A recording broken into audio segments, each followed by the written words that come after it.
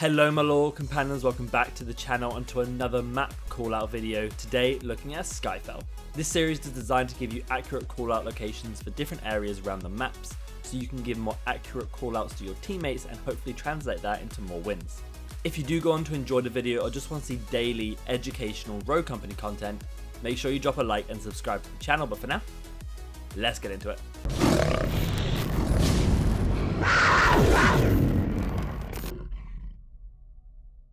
As always, these locations are based off my experience as a former competitor and now caster for Road Company.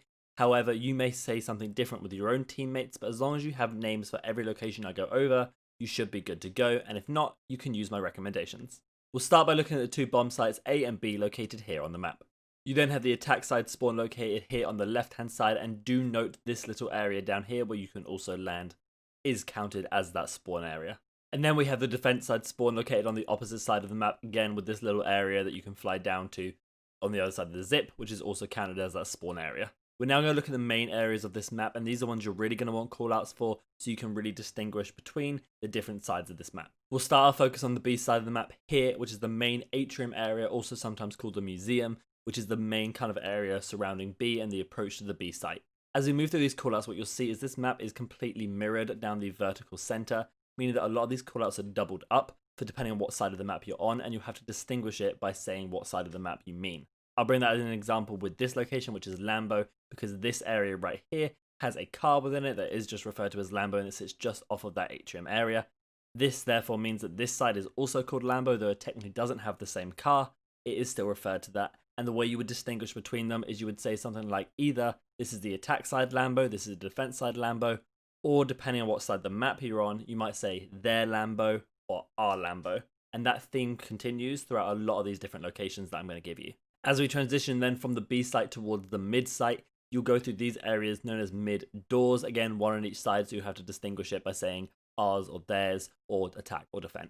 To get to those doors from mid, you have to go up a staircase onto a raised platform, and this location is known as the mid stairs. Again, an important call out for you to distinguish between which side you're talking about. Next, in this mid area, you have the mid platform, which is the approach into the A site Aquarium, which we'll go into in a second. But this platform is important to call out because there is a good bit of cover that people can sit behind there, and is generally a good approach in this mid area.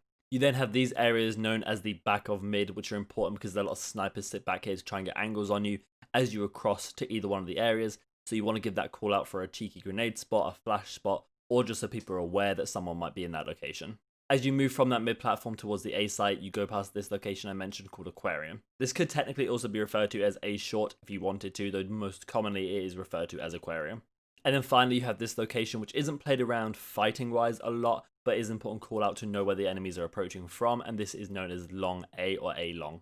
We're now going to move over to some particular points of interest which I think are important for you to be able to know and call out, because they kind of dictate a lot of the specific areas of this map, more so than just those locations I mentioned. One of these callouts you want to be really on the look for are one of the 5 zip wires that are located on this map. Most of them go from either one of the spawns to either side of the map, but the one in the center here that goes around the B site is also really important because that is a good flanking opportunity, it's a very quick flank that you want to either somehow block off with some sort of Ronin knife or anvil shield, or you just want to be aware of in case people start going across it for a cheeky push. The other zips that are also important, you just want to know where people are, whether they're going across these zip wires, and you can tend to hear when people go across those because they do break a window on the other side, and therefore it can make a loud noise. Speaking of windows though, you have these 2 windows you want to be able to call out, particularly if someone goes through them, you'll be able to hear it break, and also you can see when it's broken, and that tends to mean someone is around that site. This is particularly useful if you're pushing from attacking side from mid to A. Then what you're going to see is someone has broken that window, they're going to be on that A site, and that means you can be a little bit aware